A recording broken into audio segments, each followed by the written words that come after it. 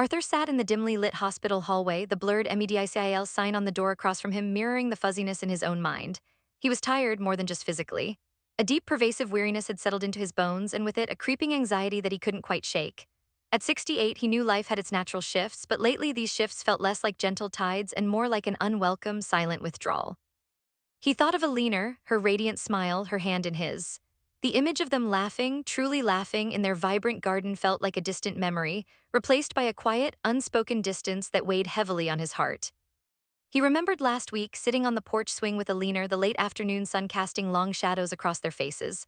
Her hand had found his, a familiar comfort, but even that felt weighted with a new subtle tension. She had looked at him, her eyes soft, searching. Arthur, she'd begun, her voice gentle, you seem preoccupied lately, is everything all right? He had mumbled something about work, about the news, anything to avoid the real answer that gnawed at him. Everything wasn't all right. The spark, the easy intimacy that had defined their 40 years together, felt dulled. Their conversations, once flowing like a lively stream, now felt like wading through thick mud. He knew it was tied to the changes in their physical intimacy, or rather, the lack thereof. It wasn't just erectile dysfunction, it was a broader sense of a physical and emotional disconnect that he couldn't name or articulate, a chasm that widened with each passing week. The doctor had been noncommittal during his last routine checkup, dismissing his vague complaints as just part of aging. But Arthur knew it was more than that. He just hadn't known what to do about it, or even how to begin addressing such a private, vulnerable topic. It was Alina, with her characteristic blend of empathy and practicality, who had finally pushed him. One evening, after a particularly silent dinner, she had brought up the subject again. Arthur, she'd said, placing her hand over his on the table, her gaze unwavering, we need to talk about this, not just about us, but about asterisk you asterisk. I know something's bothering you, and whatever it is, we'll face it together, we always have. Her words were a lifeline, a strong anchor in his churning sea of worry. He finally confessed haltingly about his flagging energy, the increasing difficulty with maintaining an erection, the diminishing desire. He spoke of his fear of disappointing her, of losing the vibrancy of their shared life, the unspoken joy that had always been their bedrock. Alina listened, truly listened, without judgment, her hand a steady presence over his. When he finished, she simply squeezed his hand. Then we'll get answers, she declared, her resolve firm. It's not just about sex, darling, it's about your well-being, asterisk our well-being. We're going to see Dr. Miller. I've heard good things about his approach to older adults and holistic health. And that was why he was here, waiting in this sterile, hushed environment. He felt a mix of embarrassment and reluctant hope. The door finally opened, and Dr. Miller, a man with kind eyes and a reassuring smile, motioned him in. Alina was already seated, her hand resting on his arm as he took the chair opposite the doctor's desk.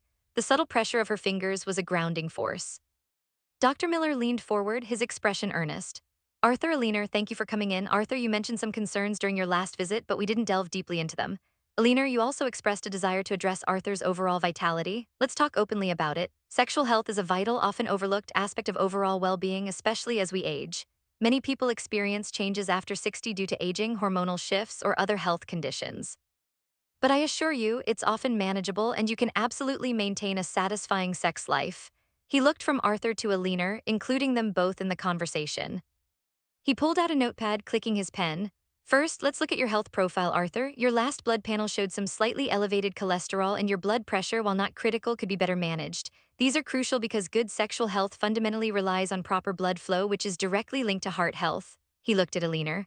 For both of you, a heart-healthy diet is paramount. He began a list, ticking off points on his pad. We need to focus on whole, unprocessed foods, plenty of fruits and vegetables, especially leafy greens like spinach and kale. These are packed with nitrates that convert to nitric oxide, which helps relax blood vessels and improve circulation. Include whole grains, oats, brown rice, whole wheat, and lean proteins, fish, chicken, legumes. And don't shy away from healthy fats found in olive oil, nuts, and avocados. We need to limit processed foods, refined sugars, and saturated fats. Think of your diet as fuel for your entire body, including areas vital for sexual function. Arthur nodded, taking it all in. Alina was already mentally compiling a grocery list, he knew, a tiny smile playing on her lips. Dr. Miller then shifted to more specific dietary recommendations. Beyond general heart health, certain foods can act as natural libido boosters. Consider incorporating more watermelon. It contains citrulline, which helps relax blood vessels. Dark chocolate in moderation can improve mood and blood flow. Garlic, too, is excellent for circulation and cholesterol reduction. Nuts and seeds are powerhouses, rich in zinc and arginine, both crucial for testosterone production and blood flow. Bananas provide potassium and sustained energy, which can help with endurance. And while not on everyone's daily menu, oysters and eggs are fantastic sources of zinc and protein for hormone support. He paused, looking at them both. Small, consistent changes in your pantry and meal planning can make a significant difference over time. Next, Dr. Miller moved on to physical activity. Arthur, I see you're still quite active with your gardening, which is wonderful, but we need to ensure you're getting at least 30 minutes of moderate activity most days of the week, brisk walking, swimming, or cycling. He gestured towards Arthur. Remember that old bike in your garage? Dust it off. Regular exercise improves stamina, flexibility, and crucially, blood circulation throughout the body. And a leaner, for both of you, I'd suggest incorporating some strength training twice a week to maintain muscle mass. You don't need a gym, bodyweight exercises are great. And for sexual function specifically, both men and women benefit from pelvic floor exercises, Kegels. They strengthen the muscles that support sexual response and control. He then addressed something Arthur had dismissed as mere anxiety. Stress and poor sleep are silent saboteurs of libido and energy levels. Arthur, you mentioned feeling preoccupied. High stress levels can significantly lower testosterone and energy. Alina, I see you practice yoga sometimes. Relaxation techniques like meditation or deep breathing are incredibly beneficial. We also need to aim for a consistent sleep schedule, 7 to 8 hours of quality rest each night. And a reminder for both of you, excessive alcohol and smoking are detrimental, reducing testosterone and impairing blood flow and, frankly, overall health. The conversation felt thorough, compassionate, and surprisingly empowering. Dr. Miller looked directly at Arthur. Now to the direct physical concerns. After 60, it's common for testosterone levels to decline, which can affect sexual desire and performance. We'll do a comprehensive hormone panel for you, Arthur. It's a simple blood test, and the results will give us a clearer picture. It's also vital to manage any underlying chronic conditions. We mentioned blood pressure and cholesterol. Conditions like diabetes and obesity also significantly impact sexual health. And finally, let's review all your current medications. Sometimes certain drugs can have sexual side effects, and we might be able to adjust them or find alternatives with your other specialists if needed. He smiled warmly at Alina. And this is where you, Alina, play an equally important role. Open communication with your partner is absolutely key. Discuss preferences, comfort levels, any physical limitations. Focus on intimacy as a broader concept, not just performance. Explore new ways to connect physically and emotionally. It's about partnership and mutual understanding, ensuring both partners feel heard and valued. Finally, Dr. Miller concluded, his voice kind but firm, my primary advice is always to seek professional guidance. Avoid self-medicating with unverified supplements or unproven remedies. If after these initial lifestyle changes and hormone checks you're still experiencing significant difficulties, we have other medical treatments, medications, or therapies available. But let's start with a proactive approach to your health and lifestyle. This can truly help maintain vitality, confidence, and intimacy well into your later years. Leaving the clinic, a lightness Arthur hadn't felt in months settled over him. The weight of his unaddressed concerns had lifted, replaced by a clear path forward. Alina squeezed his hand as they walked out into the brighter afternoon sun. See, she said, her smile genuine. We have a plan.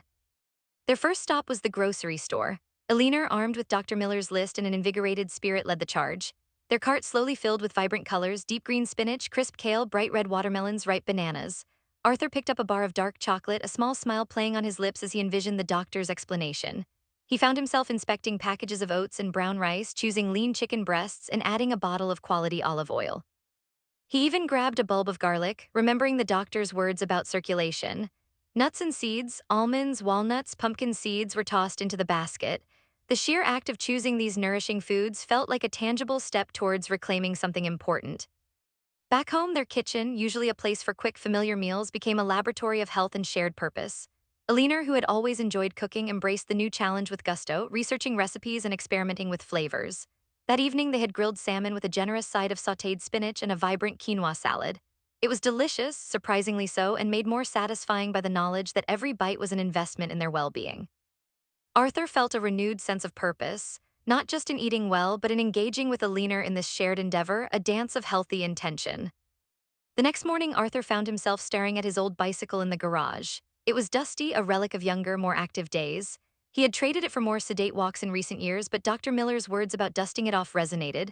With a sigh, he pulled it out, checked the tires, and tightened the seat. Later that afternoon, he was out, pedaling slowly at first, then gaining confidence on the bike path that wound through their neighborhood park. The sun was warm on his face, the trees a vibrant green, the air fresh and invigorating. He felt the familiar burn in his thighs, but also a profound sense of exhilaration. He wasn't breaking any speed records, but he was moving, truly moving, and it felt good, liberating. Meanwhile, Alina had cleared a sunny spot in their living room. She laid out her old yoga mat and for the first time in years sat cross-legged, closing her eyes.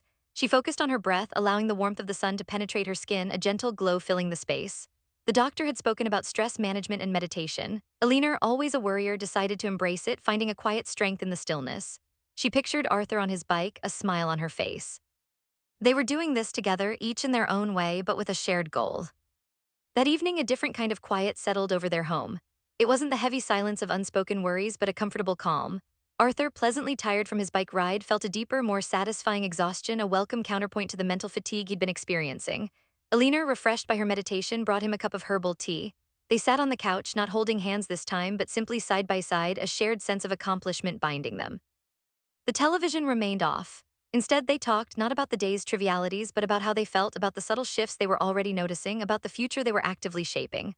Arthur found himself sharing thoughts he hadn't articulated in years, and Alina reciprocated, opening up about her own hopes and fears for their later years and the renewed sense of connection she felt. The doctor had emphasized communication, and they were already rediscovering its profound power.